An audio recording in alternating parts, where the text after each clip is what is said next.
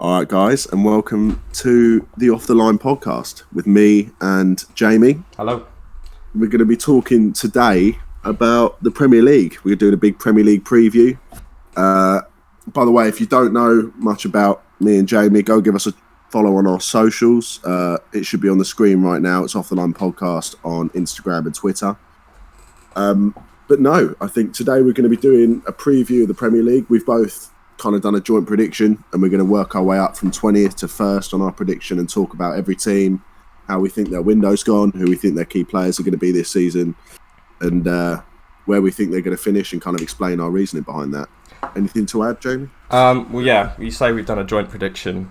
We've got our own predictions, and we're going to argue about it.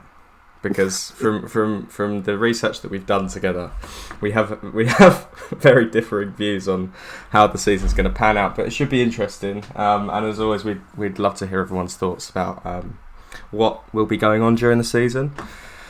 And so comment on our socials, comment on the YouTube, and should we just get straight into it? Just jump into it. Jump Sounds in, good, yeah. man. All right. Yeah. So I think we when we were both researching this, we decided very early on who 20th place would be. It's Sam's favourite club. It's the local boys, Fulham. Sam, do you want to go ahead and explain? I think the reasoning. Look, I don't want to come across here as biased. Obviously, I'm a Chelsea fan, and obviously, I have a belief that there is only one club in West London. Yeah, which there is. But if I'm to call you anything, Sam, it's never that you're biased. Not at all. Well, we won't talk about Tottenham yet. I've got, but that's no. Later. I think Fulham. I don't think they've signed anyone, and I think with Scott Parker, they're one of the most underprepared teams that have come up in the last 5-6 years. The only team I can think of that was as bad. I mean, I remember Huddersfield coming up, and actually Huddersfield survived. But I think that Fulham, with the team, with the side they've got, and with Scott Parker in charge, I don't trust his management as much as. See, this is where we disagree already. First team in, I'm a big fan of Scott Parker. I think he's an absolute, because he was obviously a cracking player for West Ham for years, and I won't talk about when he went to Tottenham because it'll make me sad. But I think, again, with the transfers they've got in, they've got Mario Lemina from Southampton, Anthony Knockaert from Fulham, Callum Robinson from Preston, and Harrison Reed from Southampton. Those signings don't scream to me as these are seriously good players. They're going to help us stay in the Premier League because I think they don't scream ambition. No, they don't scream. I like Mario Lemina. I think Knockaert is a good player in the Championship. He's got that Wes Hoolahan syndrome of, amazing in the Championship. Will score you goals and assists, but I think at the end of the day, it's not quite there for Fulham, and that's why I've put them at 20th. Yeah, I think that's probably about right. Who's next up? Well, I mean, just quickly, we've also got a grading system from 1 to 10 for all of their transfer windows as well. So I've given them a 5. What have you? Yeah, I think Sam, you've given them a 6. A 6, yeah. So I think Lemina's a decent signing. Lemina will actually do a job for them. The rest of them, I think, are just backwards signings for a Premier League team. Yeah, definitely. All right, next one. I think I can't remember. It's West Brom. West Brom. At 19th. I've predicted them 19th. That's not because of a personal vendetta against them, because they took my precious Diangana. But I just don't think they've got enough. I think Slaven Bilic will struggle. As much as I love him as a West Ham fan, I love Slaven Bilic, but I think he'll struggle in the Premier League, especially with a team that doesn't have the quality. What do you think, Sam? Well, I think that West Brom, from the back end of the Championship season, very nearly bottled promotion anyway. Yeah. Brentford were 2 games towards the end. Brentford actually bottled coming up. Yeah. And that's how I feel about Fulham and West Brom, is that neither of them really, I don't want to say deserve to get up, because they did get up, but they did it off the back of bad performances from other teams and not kind of off their own performances. And I look at, there is a West Ham link, obviously, with Bilic and Diangana, but I just don't think... I mean, if they sign Diangana and think that that's the kind of signing that's going to keep them up, I can't see it. Yeah, I think he's a good player, but I'm not sure if he's quite enough. But with all these teams at the bottom, everyone and their mums predicted Sheffield United to go down last season, and it's just a matter of tactics and trying to outfox the opponent when you haven't got the inherent quality in the squad. So we could see, Fulham and West Brom having really good seasons, but I think when you look at it right now on the base and with their transfer window that they've had, I just don't quite see yet. But we'll see. This is being recorded on the 10th of September, so 2 days before the Premier League starts. So we'll see. So I gave their grade a 5.5 because I actually really rate Diangana, and they've also signed Mateus Pereira on a permanent now, which I know both of those players did really well for them in the Championship last season. Yep. Yeah, I can't remember what I gave them. You gave them a 3. A 3, yeah. I just think it's much like Fulham's window. It's just a lack of ambition, and it's a step backwards. And I understand these clubs coming up don't have the funds to really make proper transfers. But you look at Leeds that have come up. Leeds have signed Rodrigo for 22 million.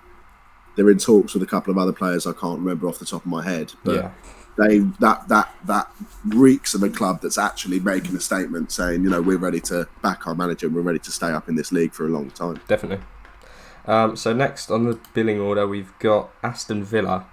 See, I don't actually think Aston Villa are going to get relegated. I think they'll scrape it again like they did last season. But Sam, you've got them finishing 19th. Do you want to explain why? I watched Aston Villa a lot last year. I think Aston Villa were actually, points-wise, rescued by goal line technology not getting turned on.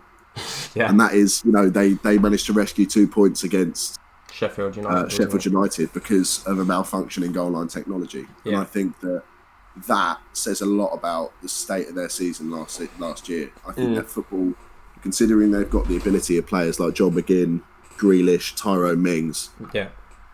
And I think they're wasting it playing backwards football with someone like Dean Smith in charge, who I think is maximum a Championship level manager. Yeah. Definitely. Yeah, go on. And I don't think that John Terry either is got quite as much as I love him. And as much as I think that he was a fantastic club defender. legend under the bus. Yeah. No, he is a fantastic player, fantastic captain. But I don't think he's got the football mind. I don't think either of them have actually got the football mind to actually be able to crack on this year. And I think there's a lot of transfer speculation still around Jack Grealish and whether he's going to go somewhere. Yeah. I can see them if they're sitting in 18th, 19th in the winter break. I can see Jack Grealish heading to Manchester United in January. Yeah. And if that happens, that'll kill him. Yeah. No, I think you might be right. Jack Grealish is so integral to that team just through sheer, creativity and threat. The most fouled player in the Premier League last season. That's no mean feat, and by a long way as well. So you can tell that, and the tactic is with Villa, tackle Jack Grealish, and we'll win the game. Shut him down, and we don't really have a problem. And I think with the signings that they made, Matty Cash, he's a good player. I don't think Matt Targett's even that bad, to be honest. So I don't even know why they've signed Matt Cash, but I feel like, as you say, Dean Smith, he hasn't been backed by his board, but they spent X amount last season and they still finished in the same place. So maybe it's a matter of the club just settling into the Premier League and. They might think that. That's why I think they won't get relegated. But we'll see, won't we? We'll see. Next one. Those spots at the top of the relegation zone are very kind of. There's 4 or 5 teams that could quite easily fill that last spot in 18th. But no, next is who? Brighton. Just a clarification. I'm not completely effortless in this. Jamie's got the spreadsheet. I'm not. I keep asking what's happening next. Jamie's in charge of the mechanics of this. Yeah. So we've got Brighton. See, I'm a big believer in the fact that Brighton are gonna stay up this year. Yeah, just grind out results. Yeah, because I think that first of all, we went in for Lewis Dunk earlier this window, and Brighton basically told us they told us where to put it. Yeah. And they've signed him back on a 5-year deal. They've got Matt Ryan in goal. They've got Ben White back on a 5-year deal from Leeds. They've got Neil Maupay, who always causes trouble. He saw in the game against Arsenal last year. Yeah, he rattles teams. Yeah. And he's actually quite good. They've got I think they've got a good enough spine in their squad, especially with the introduction of Joel Veltman as well. I know a lot of teams, especially West Ham, the past sort of 5 seasons or so have been looking at Veltman as a potential signing, and Lallana from Liverpool, by jury still out on that one. But also, what I will say is they've got rid of Knockaert to Fulham. Aaron Moy's gone to China. Glenn Murray's gone to the Championship, and Duffy has gone to Celtic. Now, I think those 3 players at the end especially, I think they were actually quite big parts of Brighton's season last year. You know, Glenn Murray, as a West Ham fan, and I know other West Ham fans will agree with me here, Glenn Murray loves scoring goals against West Ham. And he won points. He won the club points for Brighton on his own by scoring against West Ham last season. I think you lose that experienced Premier League striker who's gone to Watford. And I just don't know if they've got enough steel. You know, Mopé is a good player, but you know he can go missing for games. And I think when you get into a bad run of form, then it really gets tricky. Which is why I've predicted them to go down. I think they're lots up, but you know, it's so difficult to. Yeah, go on. They will miss Glenn Murray because Glenn Murray is very much a kind of Chris Wood, Sam Vokes, big centre forward, English. You know, he's Charlie Austin kind of player. Yeah. But I just think that defensively, you know, because at the bottom it is all about not conceding goals. If you can play teams and concede, you know, 1 a game, or you know, sometimes we've got to admit these teams at the bottom are going to get spanked. You know, they're going to go away to Liverpool, or they're going to go away to us, or they're going to go away to City, and they're going to get beaten 4-5-0 because that's just the reality of what it's like being at the bottom of the league. But if they can play a Southampton and only concede 1 goal, there's always the chance they can get 2. You know, definitely. If you've got a solid foundation in your back line, you should be all right. And I think they've got a better foundation than the other 3 teams that are going down, in my opinion. Yeah. I gave them a 5.5, and you gave them a 6 for the transfer window. So I think pretty average. About right. It's about right. So next up on the billing order, we have Newcastle United. And we personally know a couple of Newcastle fans, and I know they'll be listening to this. Obviously, this summer with the saga of the ownership of the club has been massive for them.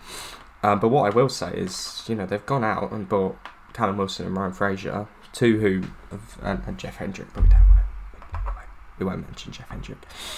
No. And I think with those, imagine a front 3 of Fraser, St Maximin and Wilson. I think that's quite scary. Yeah, and I think this morning they signed Jamal Lewis as well from Norwich. Yeah, fullback. And that's a big signing for them. But no, I think this is if this is Mike Ashley spending this money, because obviously there's still stories about this consortium actually backing the club as a sponsor instead of actually owning it. No, I think it's been rejected now. I'm not sure though. Has that been rejected? Thoroughly researched as per usual from us too. But I'm not sure. That is what it is. But no, I think these players that he's brought in, Callum Wilson and Ryan Fraser, obviously both part of a Bournemouth team that, you know, were pretty lacklustre at the end of last season. And Ryan Fraser didn't play. He was out of the club. That's what I was about to say. Because I mean, if you're going to consider the attitude of a certain player, for him to turn his back on Bournemouth like that when they're in a relegation battle is... Well, I mean, what happens if Newcastle have a bad run of results, and you know, does that mean Fraser will just go, sod this, I'm better than this? When in fact, mate, you've had 2 seasons now where you're at the bottom of the pile. Maybe you should start thinking that's your level and trying a bit. Because, you know, we've seen his quality. We've seen, you know, Chelsea were looking at him 2 seasons ago as when he was getting 15 assists in the Premier League and getting up there. So it's just a matter of what Ryan Fraser turns up here this season. But I think Jamal Lewis is a great signing. He might not be there yet, obviously, because Norwich performed pretty poorly last season. But yeah, Wilson's a proven Premier League goal scorer and will win the club points on his own, and that's why I think I've got to stay up quite comfortably. You've said 14th, I've said 15th. You gave him an 8 on the transfer window, and I gave him a 7. Yeah. I think they've added what they needed to add. You know, Joel Linton was their main striker last year and was a flop. I mean, he was an absolute. You know, he was a disaster. Let's say it for what it is. I mean, how much did they pay for him? 40 million. 40 mil. Yeah. He was, for that, it's a disaster. It's a hopeless signing. He didn't score at St James's Park until this year. Yeah. It's not good. But yeah, we've got Martin Dubravka as their key player as well. I think he's criminally underrated in the Premier League. And I think if he stays there this season and Steve Bruce team in front of him, they'll stay up quite comfortably. I don't think they've even got space to go up even higher into the tens. Yeah, if teams like Southampton and other teams underperform, Southampton, Burnley, those kind of teams underperform, then we could, you will be looking at potentially, getting up towards 12th, 11th. I mean, if Newcastle were to finish top half, that would be a remarkable season. I think Steve Bruce should be lauded for it. Yeah, definitely. Just a quick one as well. I know we haven't said West Ham yet. Me and Sam have both predicted them to finish 16th, but I wanted to talk about them a bit later because obviously I'm a West Ham fan and I'd like to spend a little bit more time on them. Yeah.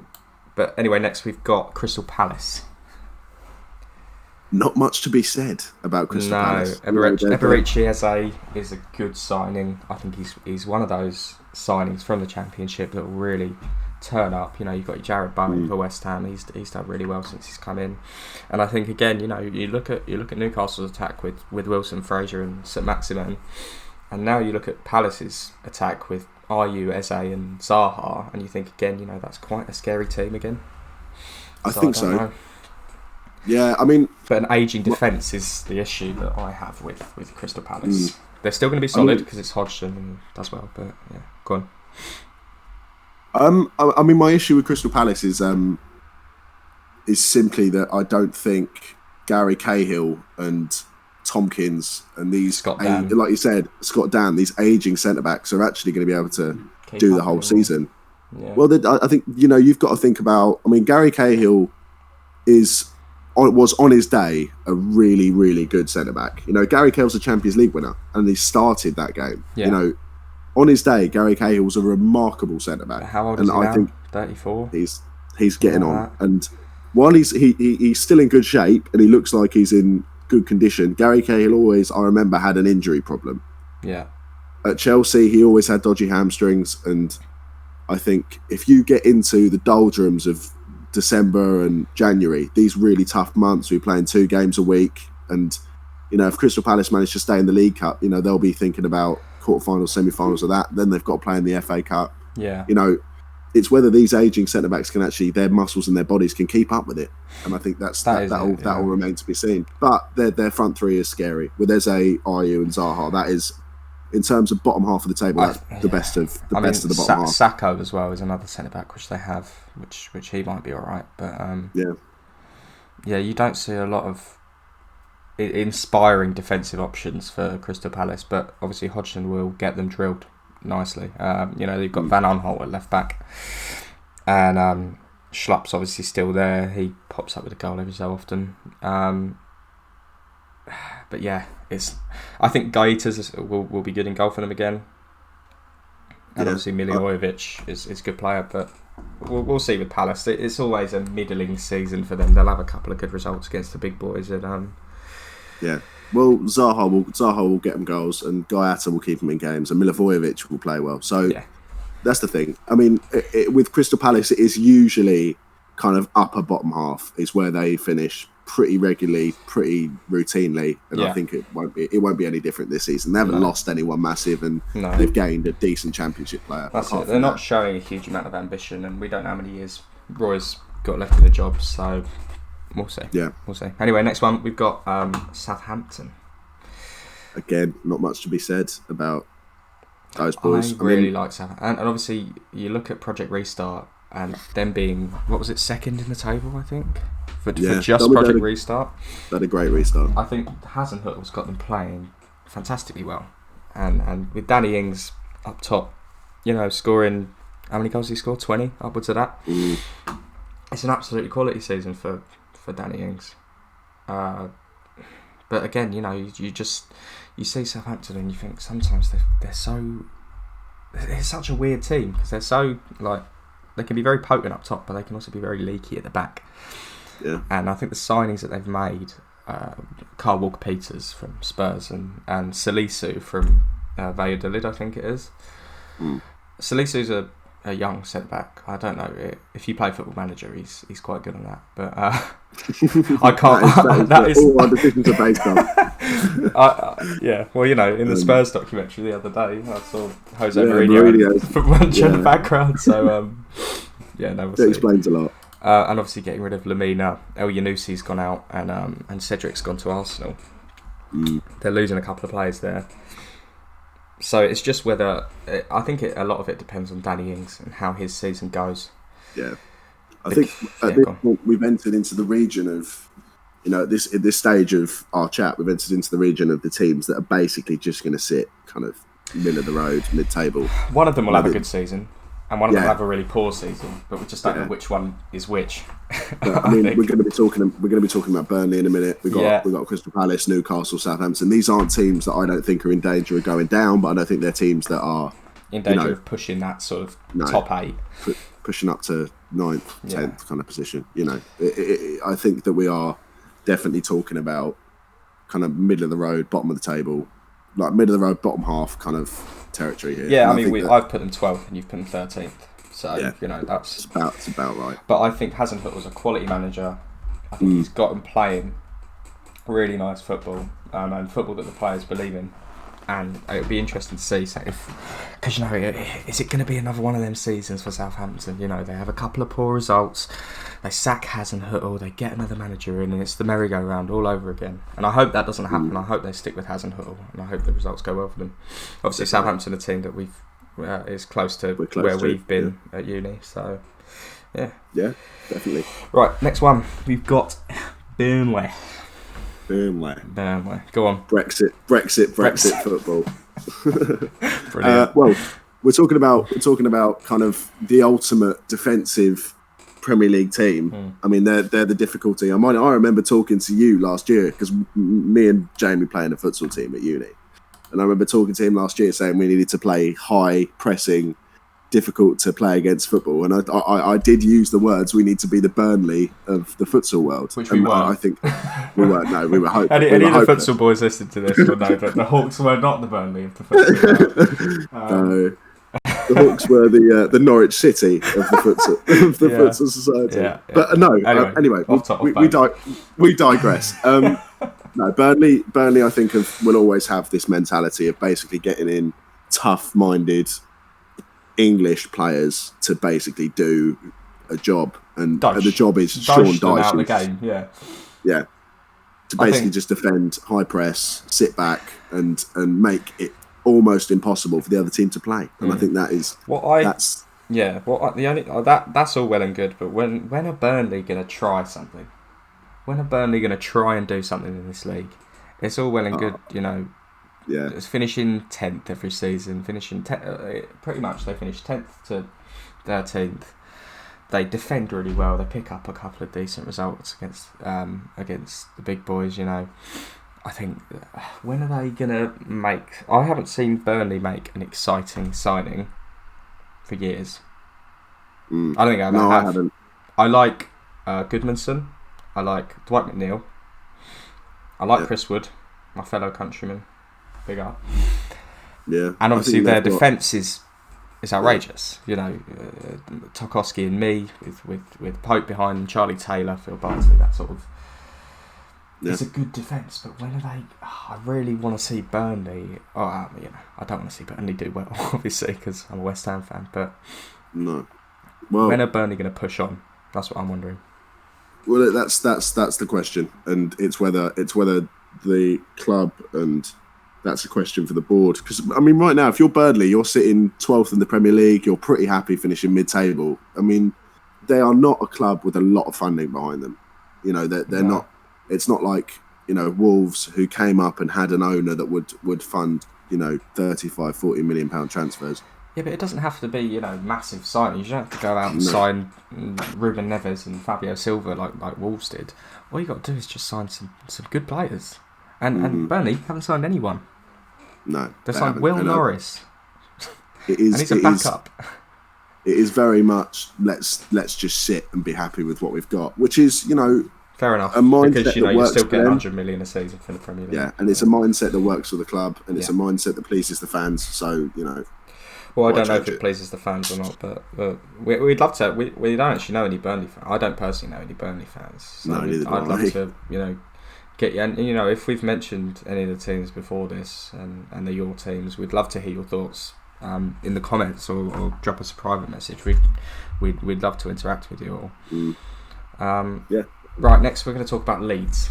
This is one that we wanted to save because it's a big story. It's a big story, yeah. I think Leeds being back in the Premiership is really good for the league.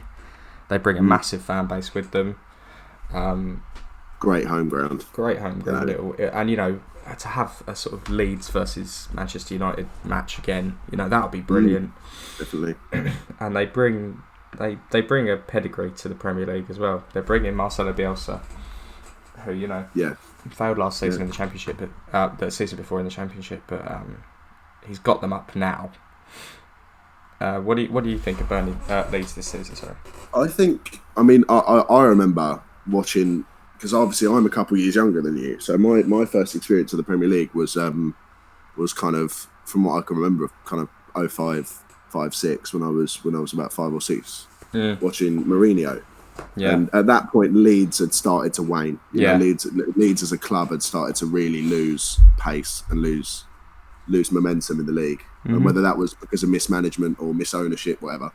But I remember watching Premier League years when they were a big team back in the end of the 90s, start of this century, when Mark Viduka was playing up front. Harry Kewell, Rio Ferdinand was playing there for a while. Yeah, I think he was like the record transfer for something when he was playing when he moved to United.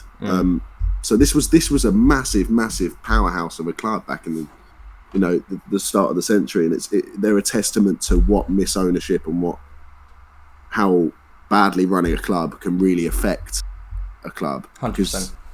They're at the same level that kind of Tottenham, Arsenal, I think Chelsea size-wise, just with the fan base that they have and the infrastructure that they have, they are a massive team in England, and I'd really hope they don't get relegated. I mean, they've made some quality signings. We'll talk on that now. So they've got Helder Costa, Jack Harrison, Koch, from Germany, and Rodrigo obviously is their record signing. Good signings. It's a statement. They're statements, and I think that's what sets Leeds apart from the other two promoted teams. Leeds have got a serious manager behind them now. Marcelo Bielsa he's a manager that was lauded where he was managing. I think it was Argentina where he was managing. He went elsewhere. He's managed a few different places, and everywhere he's been, they've really, everyone talks him up. Mourinho, I've heard talking him up. Guardiola, I've heard talking him up. He's a very passionate and honest manager, and I think he'll get the best out of those players. Definitely. And with players like Calvin Phillips coming up, we saw him play for England the other day. Obviously, it wasn't a good performance, but I'd really like to see Calvin Phillips do well. Whenever I'm on Twitter, all I see is the debate between who's better, Calvin Phillips or Declan Rice. That will get answered this year. Well, I don't even want it to get answered. They're both England players. They're both the future of England. This is why, and I'm digressing a little bit. This is why England have always struggled in international, because we keep trying to pit people in the same team against each other. But anyway, that's a conversation for another day. There will always be kind of midfield. England fans are always going to pit teams and players against each other because, let's be honest, in this country, with the disappointment that is our national team, club football is more. I'm not going to say more important, but it is more. There's more of an interest in club football than there is in the national team until a major tournament. That's 100%. So you see Phillips and Dyer playing in the same team. You don't go, oh, this is great watching those two play. It's which one's better, because for my club team, I want to have the better one. It was always the same. I mean, when Lampard and Gerrard and Scholes were playing, there was always the comparison between them. It's just natural for these club teams and fans of club teams to want to basically have the best English midfielder at the. Yeah, definitely. Right. Sorry, I've got them 14th. You've got them 11th. I think they'll have a good season. Yeah, I hope they do. I really do. Because it's good for the league. And I like Bielsa as a manager. You know, obviously the old Spygate stuff wasn't very good for him, but no. Well, but I mean, he came out and said that was accepted in other countries, and I can understand it because, I mean, it's not great, and it definitely left a mark on his reputation. 100%. But but Leeds didn't even get promoted that year. You know, Leeds were beaten, ironically, by Frank Lampard's Derby. Yeah, I remember watching that game as well. Yeah, and I mean, I watched that game and was I'm not going to lie, actively supporting. Yeah, well, that's the thing. I watched that game and actively supported Derby County because they had Mason Mount, they had Tamori, and Frank Lampard was managing them, and I had a horse in that race. But you know, it is what it is. I gave them a 7.5 on the transfer window. You gave them a 7. They haven't got rid of anyone, so I think the club will be settled. They just need to bed in these new signings of Rodrigo Koch and Harrison and Costa, and I think they'll have a really good season. Definitely. So we'll see. We will. Yep. Right, now, here we go. It's the one I've been wanting to talk about. West Ham United. Wonderful. All right, well, let's. I actually want to hear what you said. What you're saying first. Well, me and you have had a big old. You know, we're both very similar in our opinions on the way West Ham is being run at the moment, and it's not just a team issue or a squad issue or an issue with the manager. You know, we've talked about all these other teams, and we're talking about, you know, whether we think the manager's good enough, whether we think the players are going to be good enough, whether there's enough ambition in the transfer window. There has been nothing from West Ham, you know, and I don't think there's going to be. You know, there's not even murmurs of you making a signing. Well, and I think I mean, that's not technically true because we're making these ridiculous bids for James Tarkowski from Burnley. We've just put in a £27 million bid for Tarkowski, but the problem is Burnley have slapped 50 on him and said you can't have him for anything less than that. Tarkowski doesn't want to leave Burnley, and his family doesn't either, I've heard. So that's pretty much dead in the water. It doesn't matter. Yeah. What I'll say about West Ham. Yeah, you should probably take the reins on this one because it's a club that you support. And we both give them 0 on the transfer window. And obviously, it's not over. It's not done, and these ratings are subject to change. But West Ham is one of the most frustrating clubs to support due to the ownership that we have. You know, to think last season we're a good side. We've got good players, and I think everyone said that. You know, and when I see people's predictions at the start of the season, you know, they say, "Oh, West Ham made a couple of good signings last season. We made Allaire, and we haven't seen a lot from him." Sorry. No. And this season we've gone right. We've just scraped relegation. We've signed Soucek on a permanent, which I think is fantastic. Well happy with that. Yeah. I think he's going to be one of the better midfielders in sort of outside the top 10, just from watching him play. But then I look at the players we've got rid of. Jeremy Ngakia, who's gone to Watford, which I think is disgraceful. Yeah. He was. I think, you know, towards Project Restart and the back end of that, he was playing every game and not looking out of his depth in a Premier League side. No, I remember watching him. And we let his contract run. And with Diangana, there's been absolute outcry from West Ham fans over the past 2 weeks who just, you know, that David Moyes has come out and said, you know, Grady will be in my plans this season. He will start. Because we played a couple of friendlies and Diangana's link-up with Haller was fantastic. It was fantastic, and Haller was on record saying, you know, I'm really looking forward to playing with Diangana this year. Yeah. And then he gets sold for 20 million to a relegation rival in West Brom. Diangana didn't want to leave. He's told to the press that he didn't want to leave West Ham. And then I look on Twitter one night and Mark Noble's tweeting about it. Yeah. And Declan Rice is liking it. Yeah, that's the thing. I go back to that game you played a couple of seasons ago where the fan nicked the corner flag. Yeah, Burnley. In the middle of the pitch. 3-0. And Mark Noble's having a ruck with someone. Yeah, and but now their fans are stood beneath the owner's box and, you know, chanting and not watching the game. They're just looking straight at the owner's throwing because 2 big points. There was nothing of any note to watch. No. You know, I've watched West Ham. West Ham have been a big staple in my life in terms of the fact that I think they've been in most Premier League seasons I've watched. Yeah. Apart from a couple when they went down. I mean, Vazte scored in the last minute in the playoff final and sent them back up one year. I can't remember. That just made me smile thinking about that.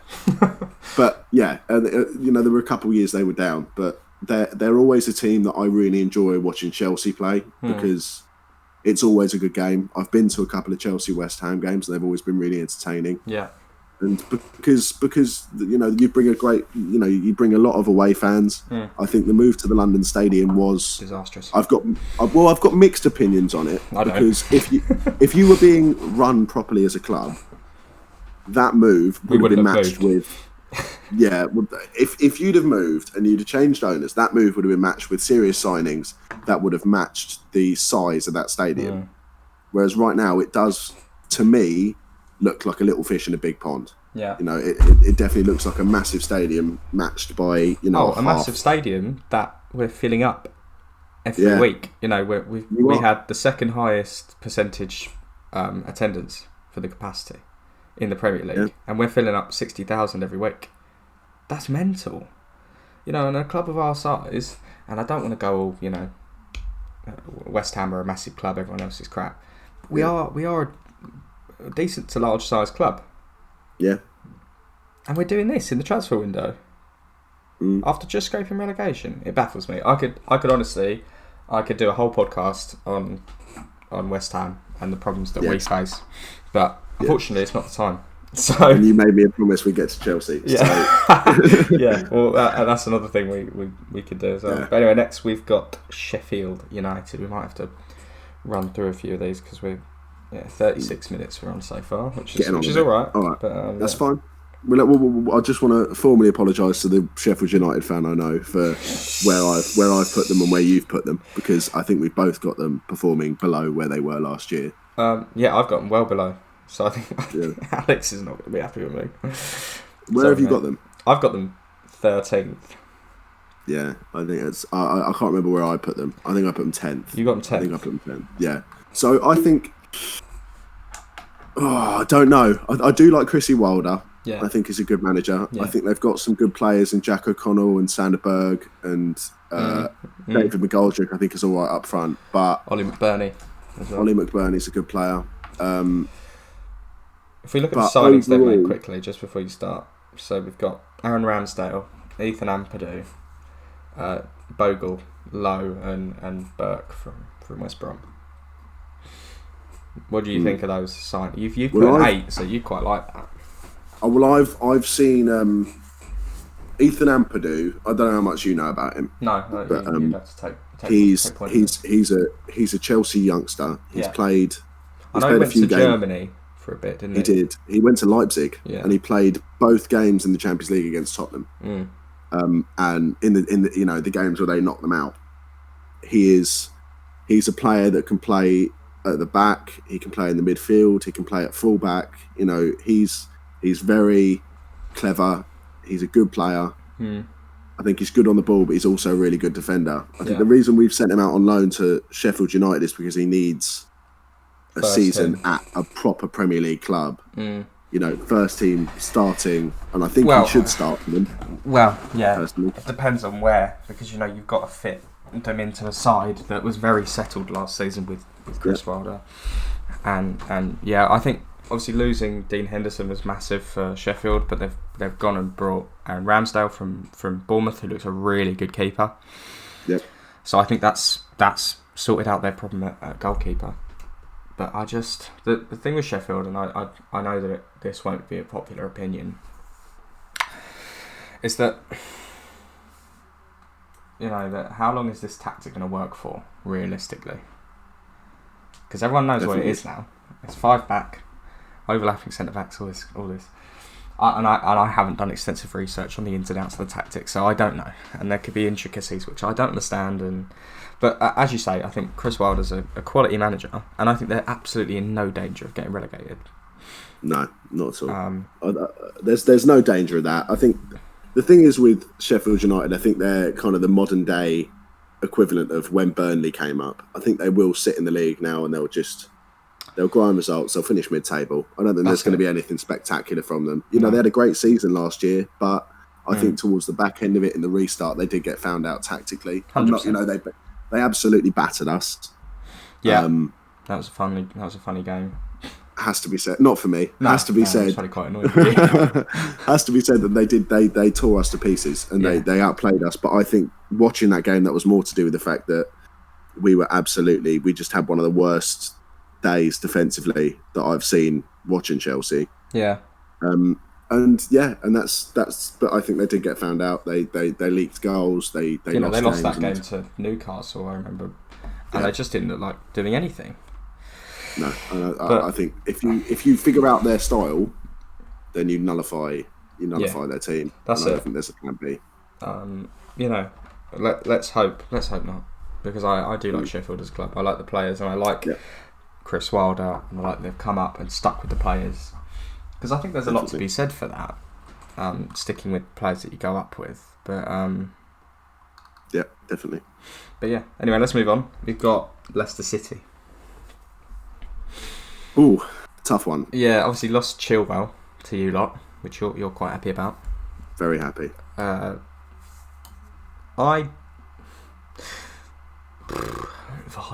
he's so good, isn't he? Vardy's a really good player, and I think that. But I feel like everyone's waiting for the season where Vardy drops off. Yeah, but when because of his age.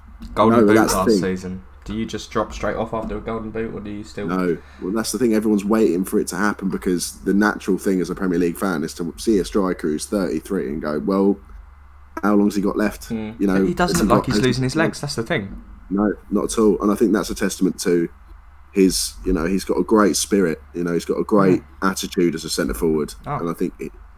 I think one of the best attitudes in the Premier League. You know, coming from non-league, coming from Stocksbridge and all that, going up through Fleetwood and that sort of thing, has taught me a lot. I think a lot of these players come through their nice cushy youth academies, and there's not enough steel about them. Whereas I think Vardy's one of those players who's just has it all as a striker.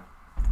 And he's a player that had to really work to get there. Yeah. You know, he's had to really, you know, he was playing for Stocksbridge Park Steels on £30 a week while working in a factory. Yeah. You know, at age like what was he at the time? 21? 24. Yeah, 22, 23. I mean, he might have even been up to 23, 24. We don't know, because I know he went from Stocksbridge to Fleetwood. But you know, this is a player that had to really push the hard miles and has experienced non-league football at its hardest. You know, and he's obviously worked really hard and scored a hat load of goals for everywhere he's played. Yeah, and he's really taken his chance at Leicester, and he's been a phenomenon. I think Leicester have still got good players, and they've got. I think Yuri Tielemans is really good. I think and Ndidi's superb. Soyuncu is a really good player. Ricardo Pereira, Schmeichel. You know, they have got a top 8. They've got a top 8 side. 100%. I do like Brendan Rodgers, but I don't think they have sealed the hole at left back. Yeah, that's massive. And you know, they've signed this Castagna, and I've got to admit, I don't know a huge amount of that at all. I've seen that he's a right back, and I'm thinking, do they need a right back? They've got Pereira, and they've got Justin as a backup at right back. So I don't know who's going to be slotting in at left back. I might be blanking out a bit here. The only person I can think of is Christian Fuchs, but I don't know if he's even still at the club anymore. I think Fuchs still is at the club, but that's a player who I think his legs have definitely caught up with him. Definitely, yeah. Right, next one. Moving on swiftly to the Wolverhampton Wanderers. I really like Wolves. I really like Wolves. I do like playing Wolves. I like watching Wolves. I think that I really like Nuno Santos.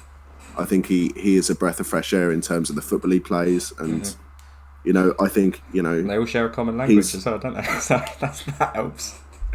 But sorry, all the players share a common language. It's just Portuguese instead. there is quite. I don't want to, you know, point fingers, but there might be a bit of a theme running through. Well, they've signed Fabio Silva and Marcel this, and I think Marcel's gone under the radar as a signing for Wolves, because he just played in the Champions League semi-final for Lyon. And again, Brazilian, so speaks Portuguese, fits in quite nicely with the squad that they have. And Fabio Silva, one of the best and again, basing this off Football Manager, one of the best young prospects in world football at the moment. So, yeah, definitely. From what I've read of everyone who knows what he's about, I read a lot of articles when they first signed him because everyone was kind of asking who he was. But all of these kind of scouts and all the people I read said he was the best player at the youth academy. I can't remember where he's come from. Porto. It's one of the Porto. He was the best player at their youth academy. He's a young, hungry centre forward, and I think they need it because after Jimenez, who have they got? In terms of a big centre forward and a goal scorer. You could argue Adama Traore has goals in him. Diego Jota obviously is a really good player. Yeah. But you need a backup to your centre forward. And if they can get, 20, 21-year-old, hungry, young, good Portuguese centre forward in, then that's only going to help them. And I think 35 million is a statement signing. Definitely. I also heard they're in for Vitor Ferreira, who's another player from the Portuguese league. Apparently he's quite good. But that's rumours at the moment.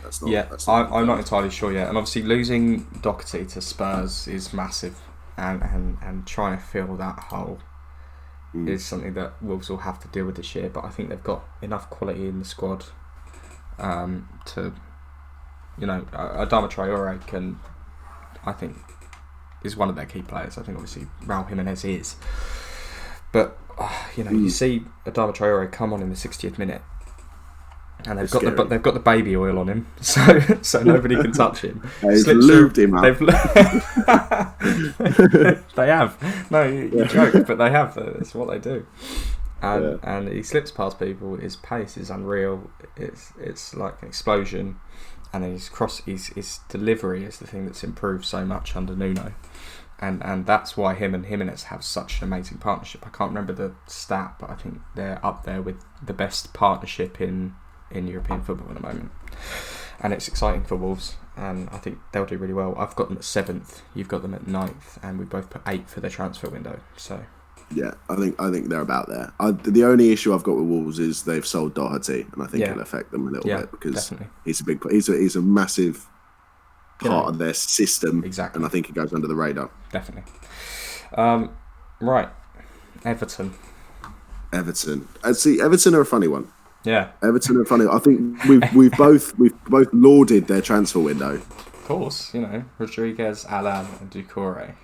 That's amazing signings. Really great window. Good signings. But my issue with that is they're all midfielders. They're all, that's it. That could quite easily be their starting three. If they were to play with three in midfield, they could quite easily be that starting three. And I don't think Everton's problems really lie in their midfield. I agree, and I also disagree because I think last season they struggled without Idrissa Gana Gueye, who obviously went to PSG. Gueye was the top tackler in the league, I think, the season before or something like that. Or he was up there, definitely. And I think when you lose a player like that and you don't have anyone to replace him, you've got Tom Davies, who's like, you're right, you're a good player. But then you bring in Alan from Napoli, who's this scary Chilean bastard. Is he? Sorry, yeah, that's what I meant. I was thinking of Gary Medel for a second. And Doucouré, he's a Premier League proven player. Yeah, he is, yeah. And then Rodriguez brings an absolutely insane calibre. And Ancelotti, that's the key. That's the key to this. Ancelotti is the manager. Yeah. And that's I've made. Yeah, you've seen Ancelotti go to Chelsea. What do you think the sort of thing you're going to be seeing from Everton this season? Ancelotti, when he managed us, I mean, of course, the point with all these managers that managed Chelsea and won the league in the era of kind of between 2006 and 2012-13, we won. Between 2005 and 2010, we won 3 Premier Leagues. And in part, the first 2 were obviously under Mourinho and great seasons, but a very different philosophy of football to Ancelotti. Mourinho's obviously very defensive, but I remember watching us play under Ancelotti, and we had Nicolas Anelka, Malouda, Drogba, Lampard, Essien. We had a fantastic side. Ballack, Terry, Ashley Cole. You know, it was. I mean, we had a great side, but the main philosophy, from what I can remember of Ancelotti, was just it was really, really entertaining to watch. That's it. That's exactly what I was going to say. It's not sit back, rest on your laurels. Ancelotti goes and wins games by scoring goals. Yeah. You know, we won. We had to win. I remember 2010, we had to win the last game of the season to win the league. Because United were playing somewhere else. We won. We beat Wigan 8-0. Yeah. Just went out absolutely, there. Yeah. And I think apparently Ancelotti said before the game, he said, just don't worry about defending. Just go out there. Because Drogba was chasing the golden boot as well. He said, go out there and just completely batter them. And we knew we could, because we were, you've got to in my opinion, comfortably the best team in the league in that year, comfortably. And I think we probably, based on performances, should have won it, you know, 3 or 4 games before the end. But moving back to Everton this year, I think the only issue I have, and this is what you said earlier, is the defensive frailties that they have. And Pickford, as we know, has got a couple of mistakes in him, and he's only got little arms. Sorry to any Everton fans. No, he does. Yeah, he's only got little arms. I don't think they've got the best centre-backs in front of Pickford. No. I mean, you got Michael Keane, who's not... He's not great. He's one of those players, you know, who's not good. I don't think he's personally that good. No, and I think that actually, I mean, I went and watched them. One of the last games before lockdown was when we played them. And I watched Mason Holgate get burned for pace by Willian, who's not overly fast anyway. You know, Mason Holgate, I think, is a player heading towards he's heading towards you know, a very disappointing few years in his career, because I just don't think he's at the level for Everton. I really don't. No. You know, I watched him. I mean, we beat them 4-0. And this was a Chelsea team with Willian and Pedro as the wingers that day. Yeah. I think Pulisic was English. Pulisic might have played, but I think Willian was playing, and Willian is not a player fast anymore. No. And Willian was, every time Willian got the ball, he went past him. Every time. And I mean, Holgate was nowhere near him. And I think that they've got issues. I can't even, I mean, Digne's a good player. Digne's very good. I also Digne and Sidibe are both. And Mina is another one that comes to mind. Yerry Mina, who can have really good games, I think. And he can be completely commanding, but then the next game you'll just get absolutely steamrolled. And I think in the midfield they've got wonderful, wonderful options in midfield. You think of Andre Gomez, you think Gylfi Sigurdsson, who's not quite there yet, and you've got the 3 signings that they've made in Alan Doucouré and James. Still got Bernard. You've got Iwobi, who's still a decent player, I think. And then you've got Moise Kean. And I think, most importantly, Dominic Calvert-Lewin, this is his season. Yeah. I think this is a season where he really needs to push on if they want to start pushing for that sort of top 6 places.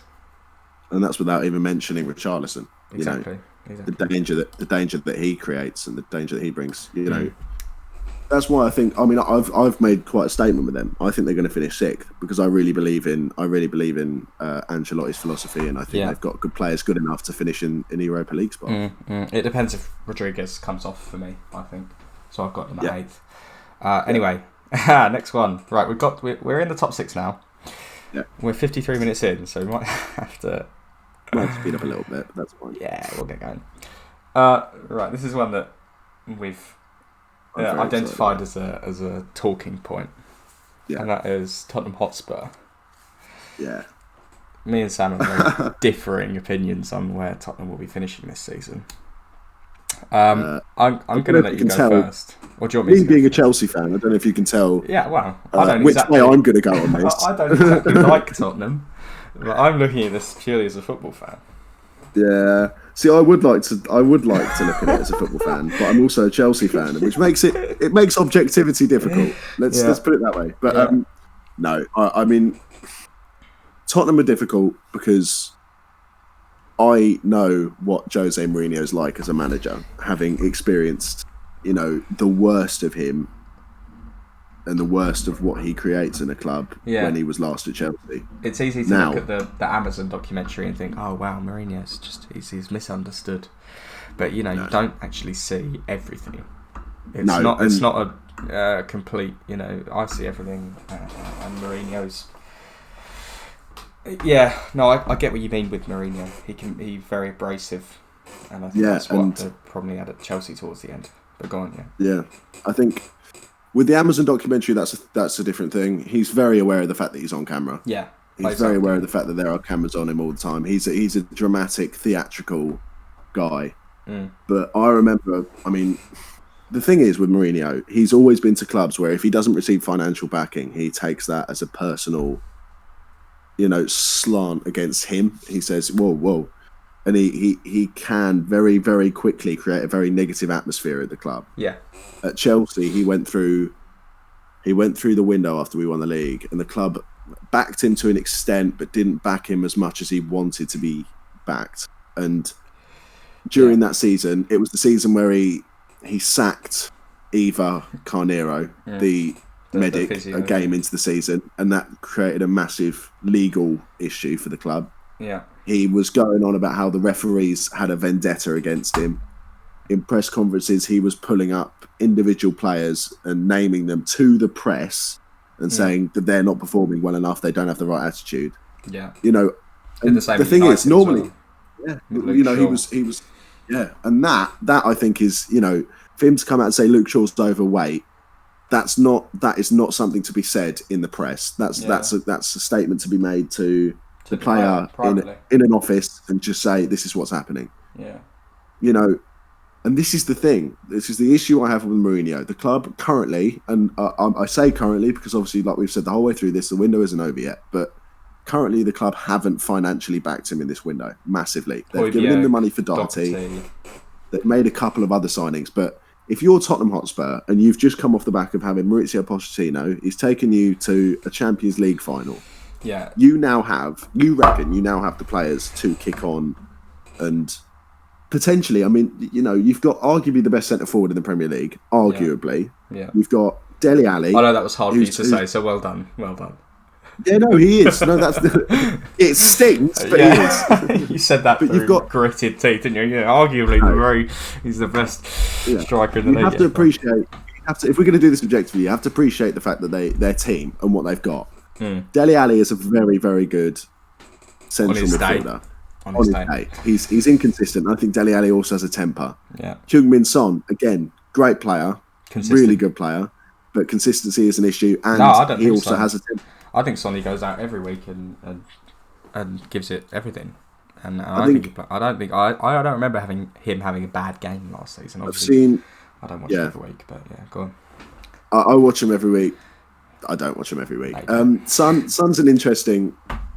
He's a decent player. I think he does have games where he disappears, and I think he does also, as he showed against us this year, have a bit of a temper on him. He kicked out at Rudiger, and in their fighting to get back into a game against us, he kicked out Rudiger for absolutely no reason and got himself sent off. And I think that is an issue with Tottenham, is that there's been occasions where they've played against us where they have lost their rag, and they've played against us. They played against Arsenal. You think about Eric Dyer, in the London derby, shushing the Arsenal fans, and I don't mind a bit of that because it shows a good attitude. But I worry that with Mourinho in charge, that can become too much, especially with the way he behaves. Yeah, on the see. This is where we differ. I completely get what you're saying, and I think this season can go. But this is what Premier League predictions are for. I predict that they're going to do well this season. And it obviously is dependent on the fitness of Harry Kane. Yeah. I think, and the system that Jose plays, and if that system works throughout the Premier League. I think Doherty is a great signing, but if Mourinho, my only qualm with it would be, will he put him in a 4-back? That's my issue. Doherty might thrive in a 4-back. I don't know yet, but he hasn't played it because he's been at Wolves in that Santo 5-back. They've lost Vertonghen, big player in the squad. Massive influence, and I think but you look at the way they played last season. That the injuries they had a massive injury problem all the way through last season. So unlucky. Well, you say unlucky, but these are players. I mean, Moussa Sissoko's got a. He does get injured. Harry Kane has got a proven track record of getting injured. Yeah, well, that's what happens when you play 8 games in 3 weeks in the winter. I just doubt whether they've got the depth to be able to deal with the whole season. If Kane gets injured, I think if they get a decent backup striker in, that's where I think that might be where I change my prediction, because depth is massive in the Premier League season, and Tottenham playing in. Did they get Europa? Yes, they did in the end. Yeah, they finished. I think they finished 5th. Yeah, you've got Europa, FA Cup, Carabao, and the Premier League to play. I think when you've got that many, Wolves thrived in that situation and did really well because they had that depth and they had, everyone buying into it. I think everyone needs to buy into Jose's way of playing, or it won't go well. So yeah, I've got them 4th. I've got them finishing in the top 4. You've got Mourinho throwing his toys. Mourinho throwing his toys out of the pram out by Christmas, and they finish 8th. Yeah. That's my opinion. Which is very easy to do. But anyway, we'll move on.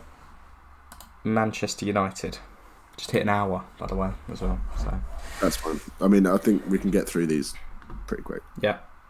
Manchester United. Key player Bruno Fernandes in. Donny van der Beek out. Sanchez.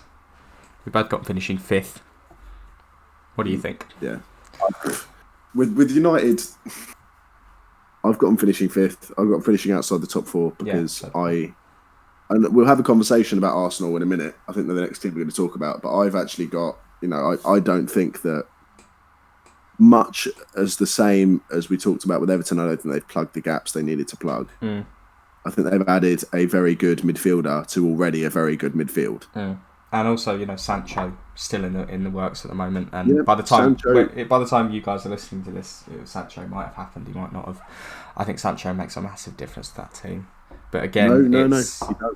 But again, it's the defensive frailties that Man United have suffered. It's all well and good having, because I think once you get Sancho, that's one of the best attacks in the league. Definitely. You've got Rashford, Martial, Sancho, Greenwood, and then behind them you've got Pogba, Fernandes, Van der Beek, Matic. Yeah, and I think that's and taking that as a block. And if you were to look at that midfield and that attack, you would say, well, they're going to win the league. Yeah, they could win the league. Definitely. Then you look behind it, you've got Luke Shaw, Harry Maguire, Victor Lindelof, and Wan-Bissaka. And I don't want to include Wan-Bissaka in this bit. Yeah. Wan-Bissaka is a very, very good defender, and I think he's going to go on to be a world-beating defender. Yeah. But Luke Shaw has been publicly criticised in the last couple of years for being too heavy and very injury prone. Yeah. Harry Maguire, I think, has the turning circle of a cross-channel ferry, and is prone to being caught, on the counter because he can't keep up. And Victor Lindelof, I think, is hopeless. Yeah, I think he is as well. I think he has good games, but most of the time he's hopeless. And they haven't plugged that gap. And I think you look at games last season. I mean, they played us in the They beat you twice in the last FA Cup. Season, didn't they? They did beat us twice, but I mean, the game that told the most about the issues in their team was the FA Cup semi-final when they played us, and we scored 3 goals with balls across the face of the goal. De Gea. We scored 2 goals. Scored 2 goals with balls across the face of goal, where someone's beaten Maguire to it because they've turned quicker, and De Gea's let the ball in. And the second one, Mason Mount hit a nothing shot from the edge of the area, and De Gea spilled it. And I think that's massive for United as well this season.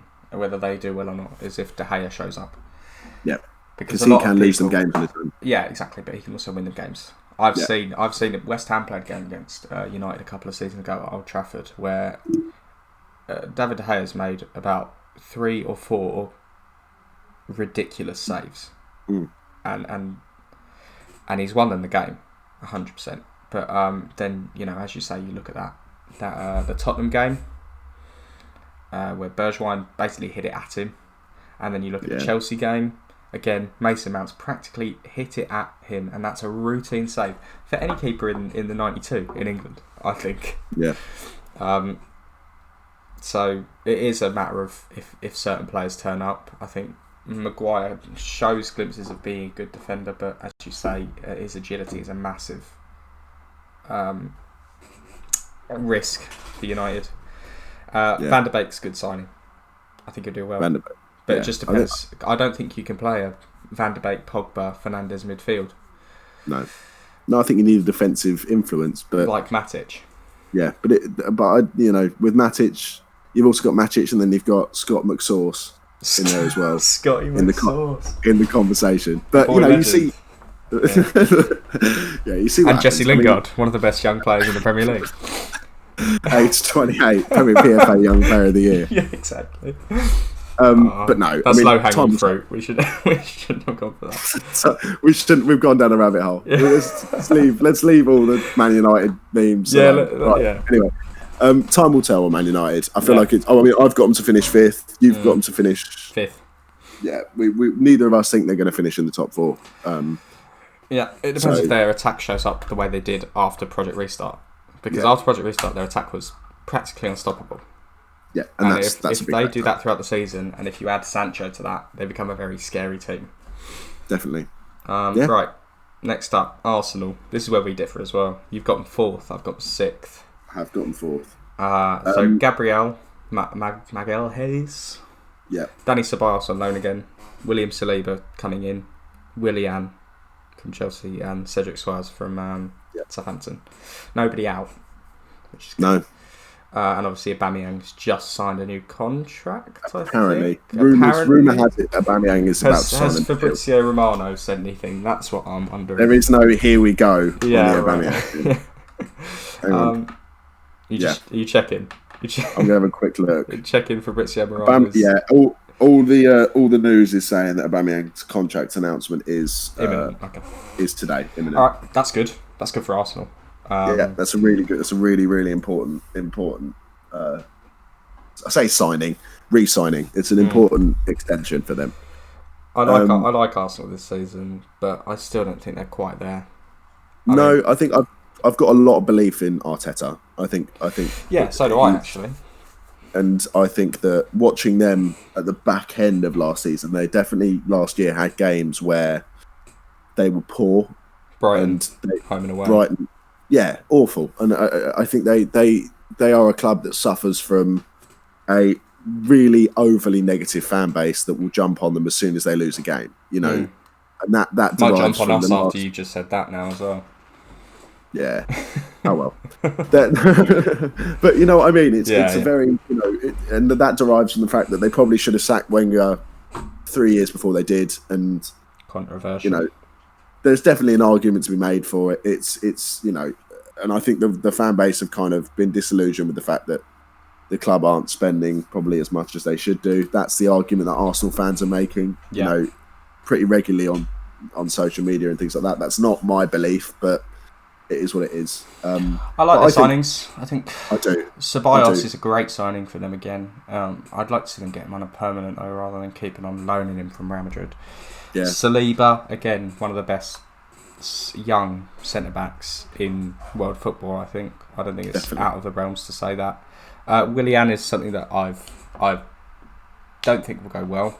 I think they're paying him far too much money, and I don't think he will get them more than 5 goals, 5 assists this season, which I think for a team that's pushing top 4 isn't good enough. Yeah, I think with Willian, if you were to put Willian in a team and you're to consider Willian as an individual player with individual accolades and what he's actually going to achieve as a single player, he's probably not going to get you enough. But if you were to consider what he's going to add to that right side, if you were to switch him out with Pepe, between them, they'll probably get as much as you'd expect from 2 wingers, because I think that Willian is a Premier League winner. Yeah, I think he knows how to play games, and he loves playing against Tottenham. Yeah. So does Mark Noble. That doesn't mean West Ham are going to finish top 4. No, I do like the way Arsenal are looking for this year, and I think Arteta's instilled a better atmosphere around the club than Emery, because the fans are backing an ex-player, and a lot can be said about. Is this the new way? It would have been meta. New old midfielders seem to be going back to their clubs. I'd love Scott Parker once Moyes goes. Yeah, I mean, I'm waiting for 5 years down the line. Marky Noble starts managing West Ham. Oh, don't! I feel like that. You're gonna get me all excited. I can't be thinking about that now. Right. Anyway, I've got them 6th because I still don't think they're quite there, and I've got mistakes in them defensively, and I don't think they've plugged those properly. I think Saliba's a great addition, and I'd really like to see him do well. And if he does do well, I see them finishing higher than 6th, 100%. Yeah. But I still don't know. I'm still, it's quite easy. It's low-hanging fruit to pick on David Luiz. Yeah, but he can drop a disaster class, and he drops 5 in a season. And when you're looking at top 4, you cannot be dropping those sorts of performances. But they played really well in the Community Shield against Liverpool, so that's definitely. Yeah. I think overall, it'll be fine. Fine. Should we move on, because we're running over a bit here. If you're still here, by the way, comment. I love top. No, don't do that. Don't do that, please. Because what should they comment?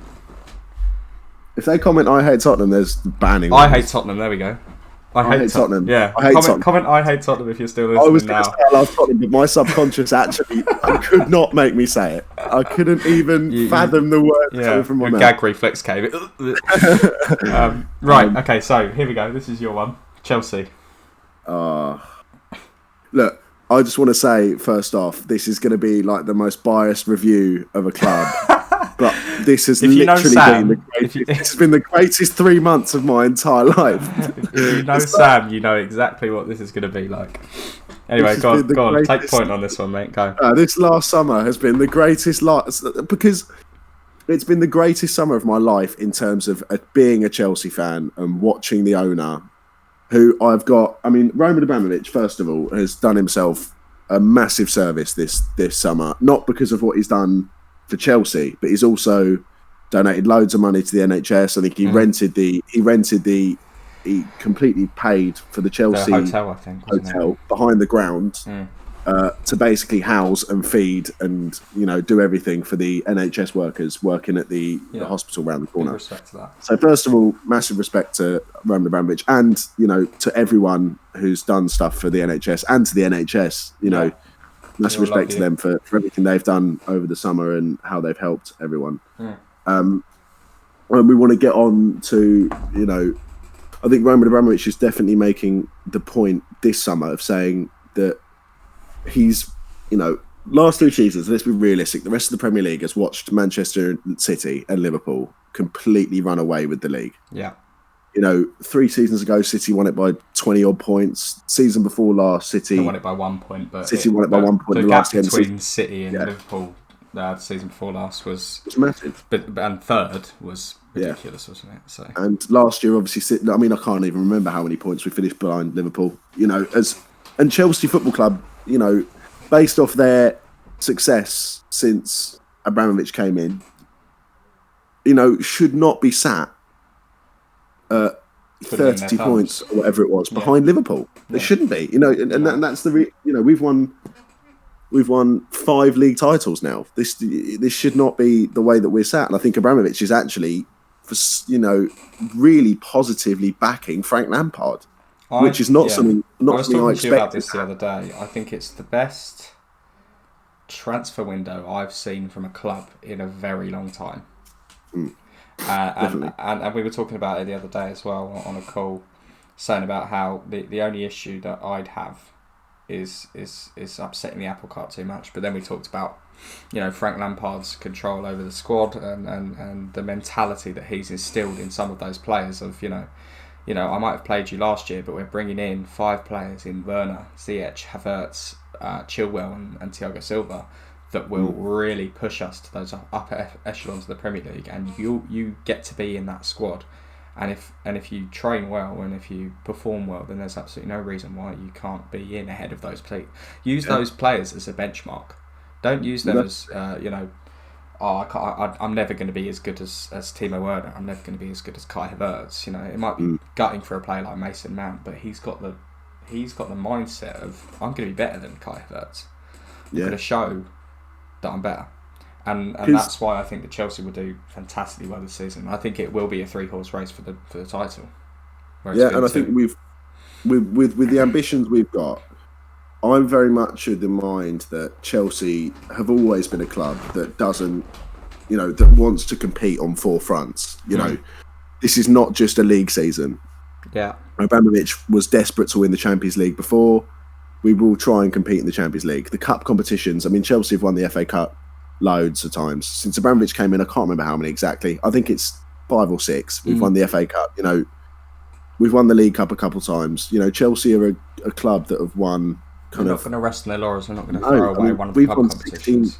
We've won 16, 17 trophies in the last 18 years. You know, we're a club that breeds success. And if you're Mason Mount or if you're Tammy Abraham, you know, you've got to understand that this is not a club that's, you know, all these people saying Chelsea are not breeding the youth. We're not a club that is basically going to sacrifice success for the sake of bleeding the youth. We've got this money to spend because we didn't have we had a transfer ban and we didn't spend it last summer. Well, haven't you made a net profit from last season? So far, our net spend this transfer window is 5 million. Yeah, and that's obviously because we sold a load of players. I can't remember off the top of my head. I think you mean from last season as well, from the Hazard sale. We made more money when they won the league as well. We got a payout off that because of performance bonuses. Yeah. So, you know, I mean, my point is with the way Chelsea have done business this summer, we are no longer going to be, after we have kind of the last 3 seasons, be a club that's sat comfortably in top 4 but beneath the top 2. You know, because and this summer we have really made a statement, and these are not signings where they're like the 3rd or 4th choice in the world. Timo Werner's got 36 goals last year. Kai Havertz is comfortably understood to be one of the best youngsters in the world. Hakim Ziyech is a great playmaker.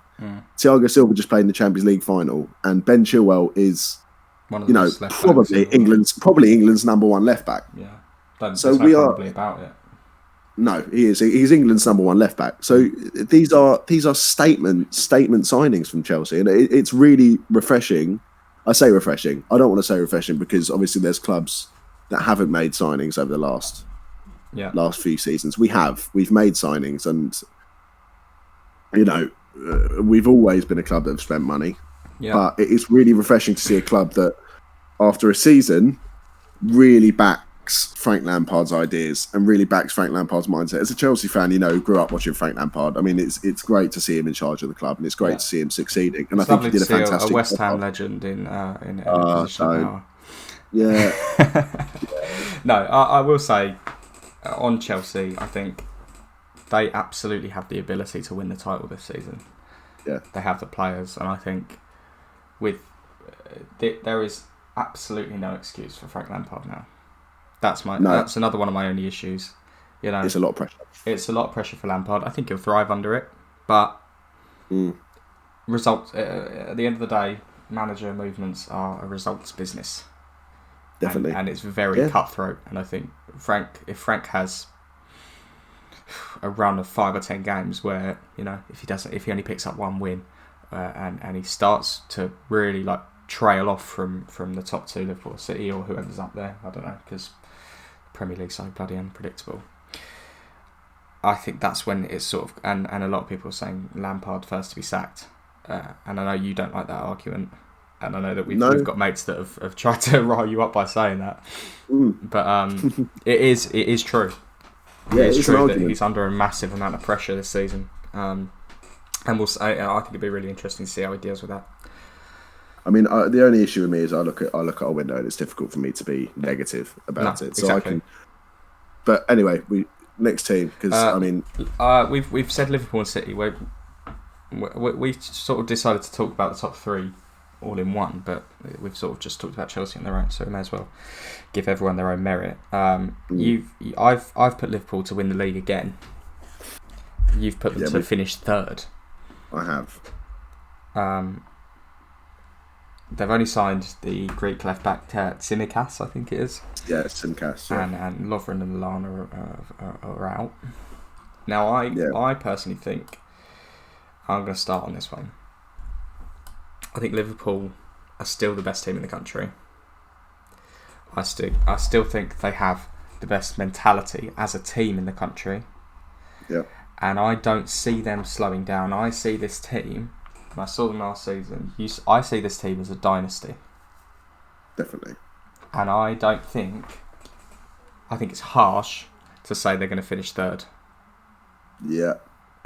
They haven't had the best transfer window, and they could have signed Thiago Alcantara. They might still. Again, as we say, this is being filmed on the 10th of September, so we don't know yet.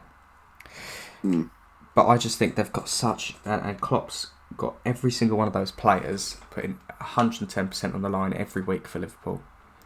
And I can't see them slowing down. I think they've got such a good mentality, and they've got the depth to back it up as well. And I think that's really key. Yeah, I completely hear what you're saying. You know, as to play kind of devil's advocate, because that's what this is for. Yeah, you know, exactly. it's about having a conversation about the Premier League. I've got Liverpool to finish third. Where I just want to make abundantly clear, I don't think they're going to finish a long way off the top. I think it will be very close towards the end of the season between us, Liverpool and City. Yeah. I think all three of us have now got genuine world-class players. And I think we've all three of us have got managers who really believe in the club and have a real affiliation with the fans. I think we've all got that. And I think that, you know, that is really important. I think we've all got, I mean, Chelsea have got Pulisic, Havertz, Werner, Ziyech, you know, really good. City have got Aguero and Gabriel Jesus and Bernardo Silva and all these attackers, Sterling, De Bruyne, who I think actually De Bruyne is the best player in the league, and I think that will help City along. But I know, as a Chelsea fan, who's, you know, seen us win the league and then have next season, I know defending the title is a lot harder than actually winning it. Because, and especially when it's the first time you've defended the Premier League. I get that, but then also, you know, you get that argument of, you know, you can't. It's harder to defend because you're the team to beat. But I think Liverpool last season were the team to beat for 80% of the league, because they didn't lose a game until that Watford game, and towards the end they were flailing a little bit, but at that point they're 23 points ahead. They're nailed on to win the league, and it's natural for a few of them to slow down a little bit. Now, I think they'll go into a new season. Klopp's going to have them whipped into shape, and he's going to have them not resting and saying, we've won the league, you know, we're just going to go out there and do what we did last season. Now, Klopp's going to have them out there ready to face a whole new season like last season never happened, and that's why I think Liverpool will again win the league. Yeah. Anyway, so last one, City. You've got them winning. Yeah, I've got them winning the league. Nahuel Torres and Nathan Ake in. Leroy Sané, David Silva, and Claudio Bravo out. Claudio Bravo's not much of a major one, but and again at the moment still in talks with Koulibaly. That could be massive. That might change my prediction if Koulibaly comes in, because him and Laporte at the back would be different level. But I think when you lose players like Sane, I think that's where they struggled last season. You know, Definitely. You think how many points they finished off of Liverpool. I think Leroy Sane brings another 9, 12 points to that club. Yep. And when you get rid of a player like that through injury last season, it gets really. But obviously, City are an amazing team, and I've still got them to finish second. I think, but I think quite easily Chelsea could finish above them, quite easily. But then, you know, you've got players like Kevin De Bruyne. Gabriel Jesus needs to step up this year because Sergio Aguero's, I think, not showing his waning. I think is a good word to say. I think he's not showing his best at the moment. No, he's not. He's not quite showing the signs of a player who's really starting to degrade because of age. But I think the more injuries and the less goals, I think he's starting to kind of, because with Aguero, a lot of his game is in his pace and his turning. That's it. And finding those spaces where you can, in the box, where you can get it really easily from players like Sterling. And I think he's definitely, waning is the right word, because he's starting to show signs of a player that is losing the touch a little bit. Yeah. What I will say about City is that I was even tempted to put Chelsea above them, because, and this is as of right now, because obviously Koulibaly comes in, it's a different story. But I think their defence isn't as good as Liverpool's in any way. I think, because, you know, Laporte's probably better than. I'd stick Laporte in that defence, but I would not, for the life of me, get rid of Van Dijk, Robertson, or Trent from a combined City and Liverpool defence, and I think that's the difference between those two teams. Torres might be a good signing. Haven't seen a lot from him. I think Aki's a really good signing, and he could quite easily partner up with Laporte, but obviously we don't know what he's like in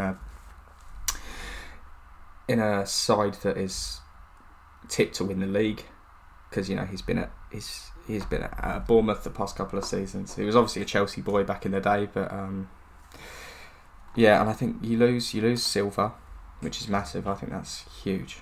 I don't think people realise how much losing Silva will have an effect on that team. And I think it's the same with Sane. I think you lose a lot of points when you let two of those go. And obviously Silva had to go because, he's getting on a bit. He still has it, I think. But yeah. He does.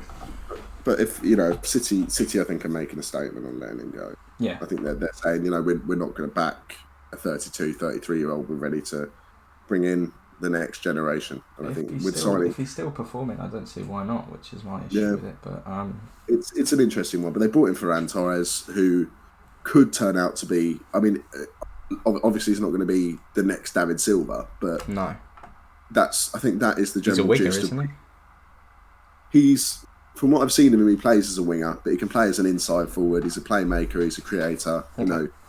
He's that kind of player. Yeah, fair enough. We have reached determination, the end station. That's it. Yeah, we're done. Conversation, and that is 1 hour and 26 minutes. Oh, I mean, well, they've been lucky. They've been treated. The people have been given their dues. Exactly. And, it's free. So how can they complain? Exactly. Yeah. Guys, we'd really like to hear your thoughts on this. Please get involved with the socials. Message us, leave comments on the posts, leave comments on the YouTube video, because we'd love to have a chat with you guys. And obviously, a lot of the people listening at the moment will be people that we know. So if you could share it around, that'd be absolutely wonderful. Those are our predictions for the Premier League season. They will be completely wrong, and this won't happen, but here it is. We're close enough. Yeah, just again, cheers guys for listening, and we're going to try and get these up kind of once every week, kind of couple of week. I think it's probably a good step Mark's waiting for. So if you guys want to just subscribe to the YouTube, drop us a follow on our socials. Yeah, you'll be the first people to know about us uploading and us giving you some content. So we'll be posting a lot more in the coming days as well before the start of the Premier League. We really hope you guys have enjoyed. Thank you for listening to the Off the Line podcast. I'm Jamie. I'm Sam. Thank you very much. We'll catch you in a bit. See you later, boys. Bye.